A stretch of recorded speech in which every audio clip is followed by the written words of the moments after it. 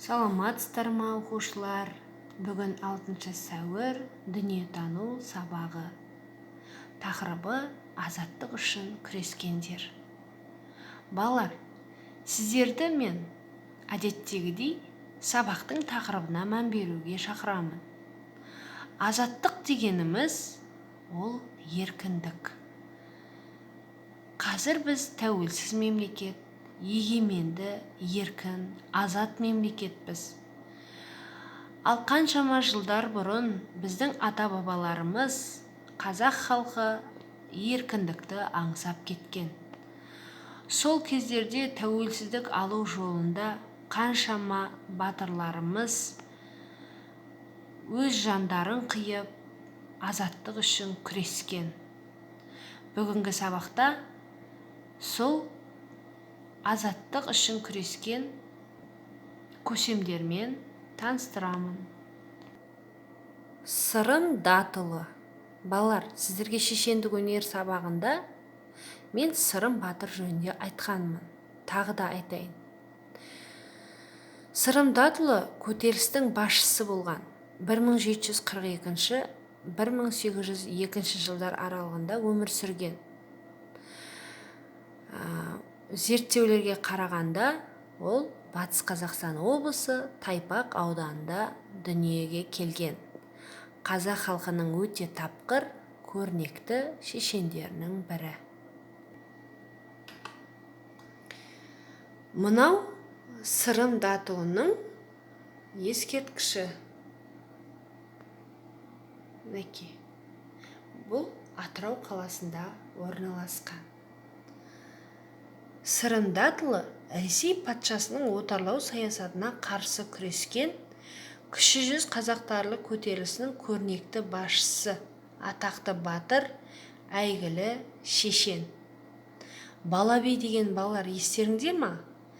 Осы Сырым Датұлы өзінің асқан ақылдылығы арқасында өз ортасында тым ерте танылып, әділдігімен аты шыққан Балабей атанған. Келесі ұлт азаттық үшін күрескен көсемдердің бірі Исатай Тайманов пен Махамбет Өтемісұлы. Махамбет пен Исатай екеуі дос болған. Осы күрес жолында бірге үзеңгілес болып, екеуі бірге соғысқа аттанған. Мынау Атырау қаласындағы Махамбет пен Исатайдың ескерткіші. Исатай мен Махамбет бастаған көтеріліс жеңілу себебі осыны айтқым келіп тұр. Ол кезде қару-жарақ жеткіліксіз болған. Және үстемтап өкілдерінің опасыздығы, яғни сол кездегі ел басқарған көсемдердің үстемтап өкілдерінің опасыздығы әсері болған. Ұйымшылдық болмаған. Және көтерілісшілердің бір бөлігінің өз ісіне сенімсіз болуы дейді. Міне осындай себептердің әсерінен Исатай мен Махамбет бастаған көтеріліс жеңіліске ұшыраған. Балалар, Махамбет Өтемісұлы десе, өзімнің оқушы кезіндегі мынау өлең есіме түседі. Осы өлеңмен сіздермен бөліскім келеді. Оның аты Қызғыш құс. Махамбет Өтемісұлы Исатай Таймановтан айырылып қалғаннан кейін, енді ол кезде соғыс заман ғой, Исатай Тайманов қайтыс болады да, Махамбет бір өзі қалған кезде мұңын шағып, зар иленіп, осы Қызғыш құс деген өлеңді жазады. Ау қызғыш құс, қанатың қатты, мойның бос, Исатайдан айырылып, жалғыздықпен болдым дос.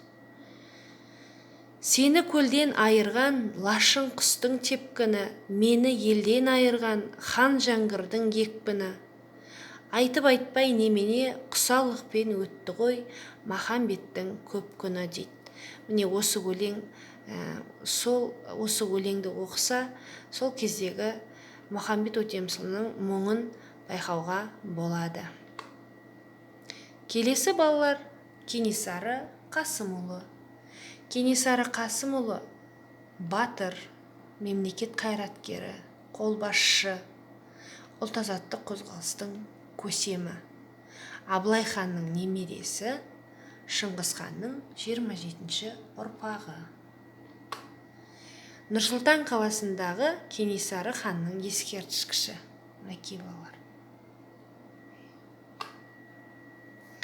Тағы да бір көсем, ол Амангелді Үдербайұлы Иманов, немесе Амангелді Иманов деп те айтады.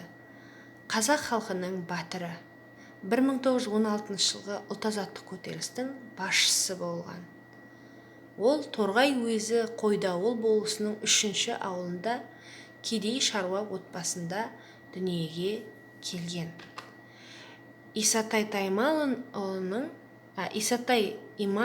Амангелді Имановтың ескерткіші мінекей балалар, қараңыздар.